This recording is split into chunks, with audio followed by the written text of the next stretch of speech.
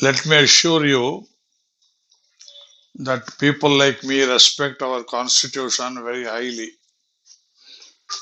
The constitution is as respectable as our national anthem and our other accepted national identities. But I have to speak in the context of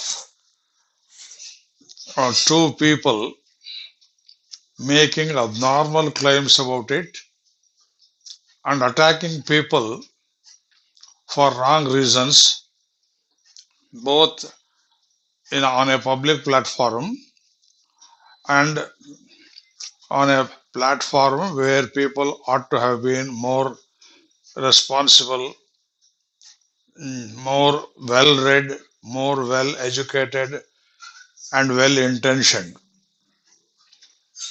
What what do they say? No, there are plenty of people like that, and therefore I'm compelled to speak about them. One of them said that the constitution as it is today,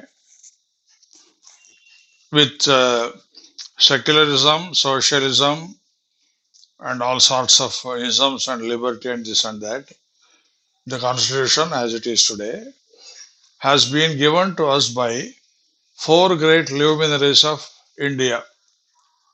I don't know what connection there is between those luminaries and the present constitution. One of them is the great Buddha, another is Basaveshwara, another is Gandhi, yet another is Ambedkar, and what all of them have left very recently is Lenin. Buddha, Basava, Gandhi, Ambedkar, Lenin. This sort of equation has been in parlance for a very long time in Karnataka, and therefore we have to clarify for ourselves certain issues very urgently. Was Buddha a secularist? Did Buddha preach secularism? Ambedkar wrote down the constitution, no doubt. What has Gandhi to do with the constitution? What has Lenin to do with constitution? What has Basaveshwara to do with the constitution? Now see the divergences among themselves. The Buddha was an agnostic.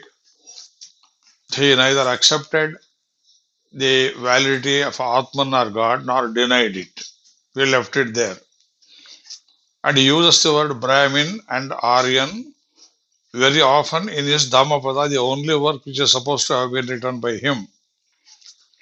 What exactly Buddha taught is a matter of divergence of opinion among the four different schools, which I don't want to discuss here. The Buddha preached suffering is permanent, there is no Atman, but there is karma. Among the four Aryan truths, see, without the Atman, where would you log on this karma? Don't know. Confusion. The Buddha is more than 2500 years away from our modern constitution. What has he to do with it? No, Basaveshwara. Basaveshwara is a highly respected personality in Karnataka today, but he was an Adhyatmavadi, unlike Buddha. He brought about mm, an effort to bring all castes and communities together on par in his claim for a social equality.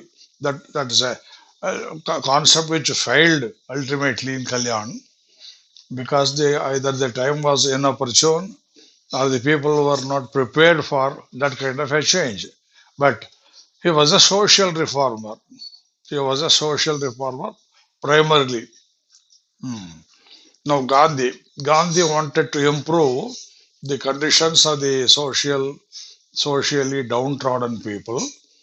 He was a believer in God. I don't know whether he was a secularist in the modern sense that many people claim. Ambedkar, of course, wrote down the constitution. His main task was how to uplift the downtrodden people. He was not an agnostic in the modern sense. If you read all his works together, one of his statements you will see was that one day or the other, the sovereignty in those will claim back the downtrodden people, the auspicious, the untouchables as their own, and then problem will be solved. Mm. Coming to Lenin, Lenin was a believer in bloody revolution, the kind of equality that the communists, the comrades wanted to practice in Russia. You know how it brought about the downfall of the Soviet experiment, and therefore people with heterogeneous ideas like these put together as the authors of secularism, socialism, this and that, that doesn't hold water. What they should have said was, Indira Gandhi was the authoress, if I may claim that word, of socialism, secularism, the words that were crept into the constitution during the emergency.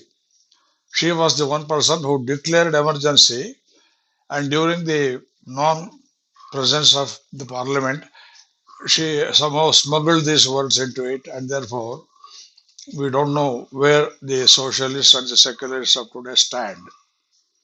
In my opinion, socialism is a failed idea in whatever shade, in whatever hue you can conceive it.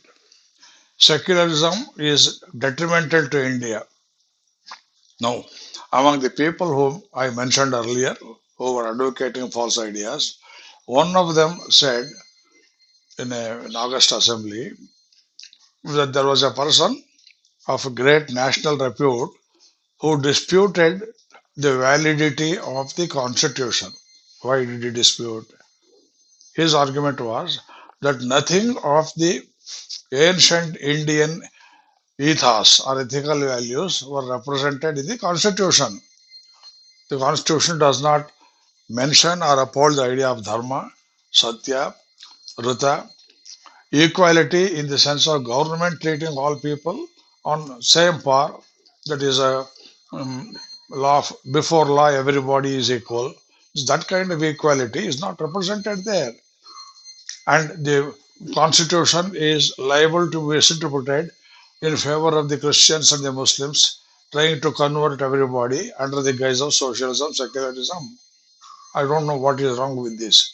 And therefore, there are people, there are sections of society in Karnataka, probably elsewhere in the rest of India, who want to create confusion in the minds of the so-called downtrodden people who are not educated about these things.